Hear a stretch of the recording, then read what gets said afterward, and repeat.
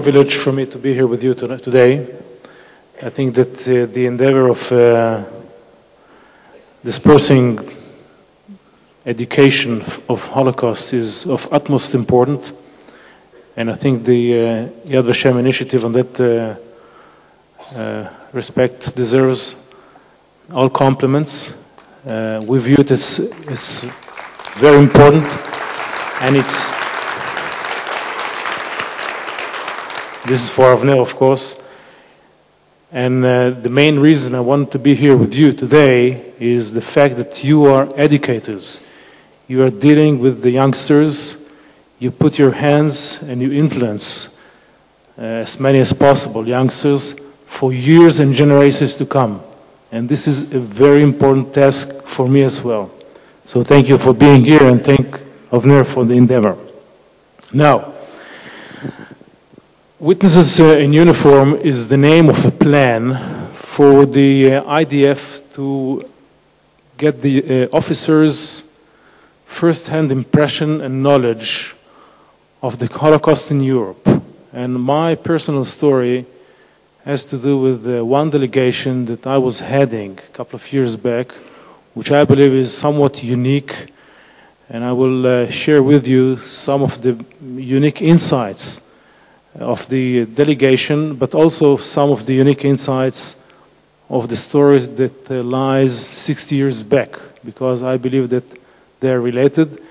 And the fact that I wear here Air Force uniforms is not for nothing, because you'll hear some about the air dimension that I would very much want to share with you.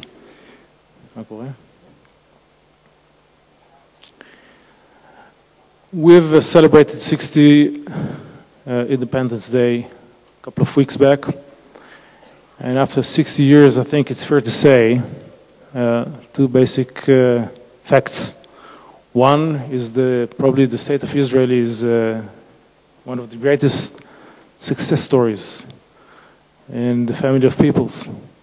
We feel very proud of what we have here, especially in comparison with what we had 60 years back. And the second understanding is that we have still a long way to go. And when we look around in our toolbox, what brought us here, the way we are, and what made us what we are here, we find very little resources. Actually, what we find is people. Our human resources in this country, they are probably our greatest secret. Okay. And the quality is what we have to bring to the table to this neighborhood that is very difficult to live and get by. And the people are fueled with very deep core values. They are set by core values that it's our greatest task to educate the new generation and load them with this set of values. Because we believe without our people, without the values, without the determination, without the understanding, the full understanding, the deep understanding of the meaning of what we are and what the IDF stands for and where it came from, then we don't have the future. And this is the meaning, and this is the reason why we have this plan called Witnesses in Uniform, to bring about the deep understanding of each and every soldier and officer and leader and commander of the importance of their task. Now, what we have is delegations, dozens a year, each headed by a brigadier general, normally, of officers, young, not so young, some reserve even, some civilians, some families, not all Jews, by the way, always a witness, a survivor from the camp. And we have a tour like 5 days in Poland and maybe a weekend in another country that has to do with the basic sites of the Holocaust. the climax of which is the a full military service that we have at the Auschwitz-Birkenau camp. And my story is about my delegation that was held 5 years ago. But actually the story begins 6 years ago, or 6 years back to that delegation. And let me take you back to 1944, to a very specific window of times in Europe, somewhere between April and October maybe, or August of 1944. And three very fundamental facts were clear at that time. One, these are pictures, and don't mind the headlines, they are in Hebrew, but these are pictures of the Hungarian diaspora. They were heading for death camps at that specific window of time. April to July or August, like hundreds of thousands of people. At that time, all brought down to Auschwitz in railways to their death. The second very important fact, not all known, is that by that time, the Allies have achieved full air superiority over Europe. This is a map. This is a map of Europe, and what you can see, I'll try to pin it with, if it can. Well, it doesn't show that much, but you can see the right, up to the red circle. This is the location of Auschwitz-Birkenau. All down to Italy, you have two Air Force camps, Bari and Fija, and London over there. This is a basic map of Europe. Actually, the Allies could have achieved and have achieved air superiority and could pinpoint and attack any point that they so chose over Europe. And the third that happened at that time is that a couple of guys have managed to escape from Auschwitz at that time and managed to convey a full report, detailed report of what's going on inside the camp to the West. So the knowledge of what's going on was there. It was not that clear before, but at that time, there's no doubt that the knowledge was there. And some efforts of putting Air Force efforts to attack the railway and Auschwitz-Birkenau were done, but not successfully. Now I will show you some air photos. This is the complex of Auschwitz camps. What you can see is that it was a complex of camps of industrial interest. The major was Age Farben, synthetic oil and such, and this was identified as a major target for the Allies to attack and bomb. It was nearby the Auschwitz complex, of course. By April 1944 came about the first air photo of Auschwitz camps, and this is the camp. What you can see from the air. And when you have air photos, there is now one basic fact, that airplanes were there. The first Auschwitz-Birkenau air photo was by the late of May 1944, and what you can see is basically the entrance of the railway from the left, down left, here. And this is the crematoria, 2, 3, 4, and 5. This is the largest ever built capacity of killing people. And this is an air photo from the last day of May 1944. It was there. More than that, the first bombing of the area was held in August that year, but not at the camp. A couple of days after the bombing, you can see the smoke coming out of the chimney of the crematorium number 5. You can see it over here. And if you look back in history, it's probably transport that came from Mauthausen some day before. This is according to the records.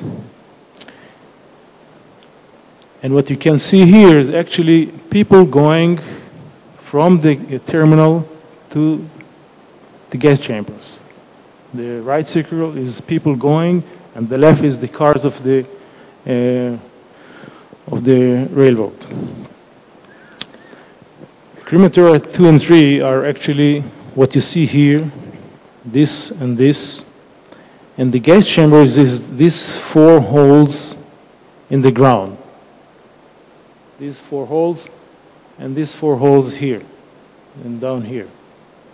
This is the gas chambers, this is the chimney, and this is the crematoria. These are all only 4 facilities in the capacity of killing like 10,000 people an hour.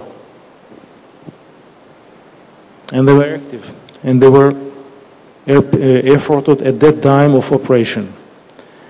And the most amazing picture at that time, you can actually, if you look carefully, see bombs flying over Auschwitz, right above the chimneys, but they were heading for the industrial factory. So the bombs were there. The willingness to bomb the camps were not there. The capacity of doing that were there.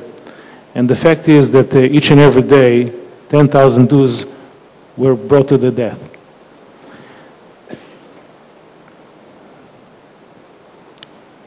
And this is a close-up air photo of the crematory. You can see it in details. Now, having this basic insight, bring about the question of stopping this death factory from operating and what it meant. And when we discovered this and brought it to the people, then we came to the understanding that probably the delegation should be a little bit different. Now came the opportunity from the Polish Air Force that invited the Israeli Air Force to participate in their 85th anniversary. It was 2003. And we, of course, have accepted the invitation and took the challenge, knowing immediately that this would be our opportunity, first time, to go there and fly over the camps for a funeral, if you will. It was a big effort, and we sent the 3 F-15s for the air show. The air show was very popular. The Israeli booth was very popular. And they were holding a couple of days over there. At the same time, my delegation, which was not there by accident, of course, it was the timing, had the tour heading for the climax of the full service in Auschwitz camp. And the plan was that the ceremony was to be ended with the flyover of the F-15s above our heads for the first time. So far, it's the only time. The coordination of the flight was not very easy. The Poland Air Force was cooperating, but not fully. The weather was not willing enough. For the pilots, it's not very easy to find a place. It's a place that they've never been before. But they were not having any time to prepare. The weather was not very good, and they have to fly low altitude beneath the clouds. The pilots themselves, by the way, were chosen. Most of them were second generation of survivors. One of them were carrying his late father's talit in his cockpit. And they were managing in a formation, and at the right time, and you'll see it in a minute, we were heading the railway to the east, and they were supposed to come from the east and fly over. And the timing in that kind of an event is very important because you have to adjust your speech and ceremony at the time that the airplane have to come by. So some of the pilots were with us on the ground to coordinate the flyover. With a great idea of Ephraim here, we took the effort of looking for old pilots from the old times, Jewish pilots from the United States Air Force, and we managed to find one. Unfortunately, we called him and he was not alive anymore, but his wife told us the whereabouts of another one that was a bomber. And he sent us a full letter of he was very excited for the idea of coming and having the ceremony with us at the same time of the flyover. But he didn't, well, he sent us the letter, but we said, why not bring him here himself? But he didn't have a passport because he didn't leave the States for 25 years. So we managed a passport, we bought him tickets, him and his wife, and brought him with us for the first time, and he brought his flight jacket from the war. It's the first time he left the States for, I think, 25 years. And the event was at 12:15, the full service, and the flyover came by with him in the crowd, the witness that was a survivor from Auschwitz camp some 6 years back, some school students that were with us, and of course all of my officers, soldiers, and the picture, well, it was very moving, and I think I'll leave it to the video that we have. The bottom line, or the epilogue, should be like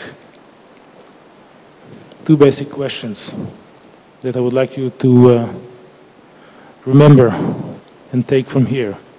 One, try to imagine how would the state of Israel would be and look like if we had saved this 500,000 Jews from Hungary, which we could. And the second, and I must tell you, this was a question that many of the people ask when the flyover took place at that time. Where were you 60 years ago? And our bottom line is that we make sure this question will never be asked again. And this is our job.